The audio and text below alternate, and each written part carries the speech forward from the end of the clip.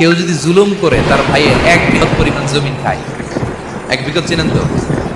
এই যে আমার এই অ্যাঙ্গুল থেকে এই অ্যাঙ্গুলটা, এটা টান টান করলে যতটুকু জায়গা, এটার বলে 1 বিঘত। শিবের আরবিতে বলে শিবের।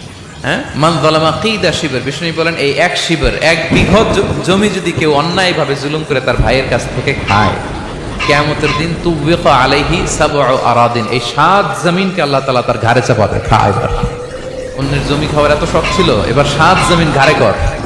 কিয়ামতের ময়দানে আপনার দেহটারে বিশাল আকৃতির করা হবে, এই 7 জমিনকে আপনার কাঁধে তুলে দেওয়া হবে। এজন্য আমরা অন্যের রাইটস, অধিকার যেন নষ্ট না করি, কারো উপর যেন জুলুম না করি, কোনোভাবেই না। আমরা নানাভাবে এই জুলুমটা করি, বোনদেরকে বঞ্চিত করি।